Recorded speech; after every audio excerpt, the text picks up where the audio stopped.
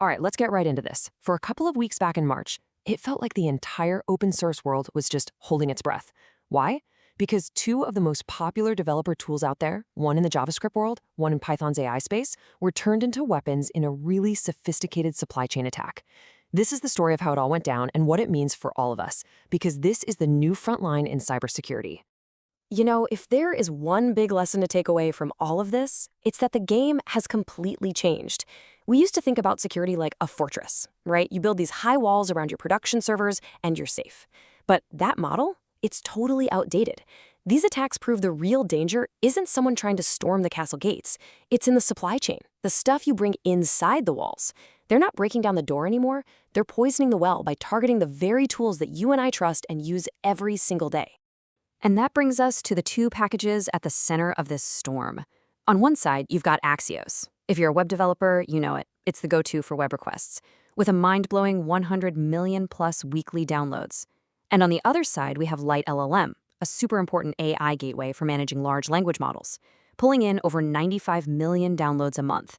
So you've got two different ecosystems, two totally essential tools, but they were both caught in the crosshairs of the exact same campaign. So, the big question is, how did they pull it off? Let's start with the one that really sent shockwaves through the web dev community, the compromise of Axios. The attack was actually kind of brilliant in its simplicity. First step, the attacker gets their hands on a maintainer's account credentials. But here's the clever part. They didn't mess with the Axios code itself. No, they just slipped in a malicious dependency. And the masterstroke was using what's called a post-install script. Think of it like a digital booby trap. The second a developer anywhere in the world typed npm install, that trap was sprung. The script just runs automatically, no questions asked, and right away it starts hunting for sensitive secrets and installs a remote access Trojan, which is basically a secret backdoor giving the attacker a permanent key to the machine. And what was this thing looking for? Oh, just everything. This wasn't some quick smash and grab. This was a full-on intelligence op. The malware was specifically designed to scan for the absolute crown jewels of any dev environment. Your cloud keys for AWS, Azure, GCP, database passwords, API tokens, you name it. It even looked for NPM tokens, which is terrifying because they would let the attacker just keep the chain going and compromise even more packages. Now let's jump over to the Python world because the LiteLLM incident was even weirder. It wasn't found by some high-tech security tool or a brilliant analyst. No, it was discovered because the attacker, well, they messed up. Big time. Yeah, this quote from security researcher Blake Crosley just says it all, doesn't it? The detection story is not our monitoring caught it. The detection story is the attacker shipped a bug. The entire security community, with all of our fancy scanners and AI-powered tools, we all missed it.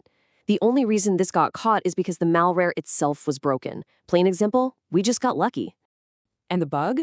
It was a fork bomb. Okay, picture a photocopier that's programmed to copy its own instructions. The first copy it makes also makes a copy, and that copy makes another, and so on, just exploding exponentially.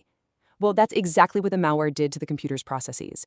It replicated itself so fast that within seconds, it ate up every last bit of CPU and memory, freezing the entire machine solid. It was basically the loudest, clumsiest digital alarm bell the attacker could have possibly tripped over. And here's what really shows you the speed and the scale we are up against. In just 46 minutes before that fork bomb started crashing everyone's systems and giving the game away, the malware had already been installed 46,000 times. That's 1,000 installations per minute. If it hadn't been for that one bug, that thing could have been silently stealing secrets for weeks, maybe even months without anyone knowing. So, we have two massive incidents in two totally different ecosystems happening right around the same time. Coincidence? Not a chance. When investigators started to zoom out, they realized these weren't just isolated attacks. They were data points in a much, much larger and highly coordinated campaign. It didn't take long for threat intelligence teams, including the folks at Microsoft, to connect the dots. The group behind this was identified as a North Korean state-sponsored actor, known as Sapphire Sleet. And right there, that changes everything. This wasn't just some hacker in a basement or a criminal gang after a quick ransomware payout. This was a nation-state attack. Their goal wasn't just money. It was intelligence. It was disruption. It was a strategic attack on the open-source foundation that so much of the global economy is built on. And this timeline just lays it all out, crystal clear. I mean, look at the progression. They start by going after security scanners like Trivy and Kix, probably to grab credentials from CI/CD pipelines. Then they pivot to PyPI, hitting LiteLLM and another package. And finally, they go for the biggest prize, NPM and Axios, escalating their game from simple credential stealers to deploying a full-blown remote access Trojan.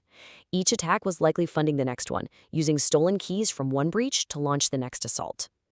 Okay, so we've laid out the problem. It's sophisticated, it's widespread, and it is aimed squarely at developers. So the big question is, what in the world can we actually do about it? Let's talk defense. All right, here is your defensive playbook. This is what you can do right now. First, pin your dependency versions. Get rid of those little caret and tilde symbols in your package files that allow automatic updates. You want to be in complete control of the exact code you're installing. Second, block automatic scripts. Using flags like -ignore scripts when you install a package directly stops that post-install attack vector dead in its tracks. Third, and this is a big one, isolate your build environments.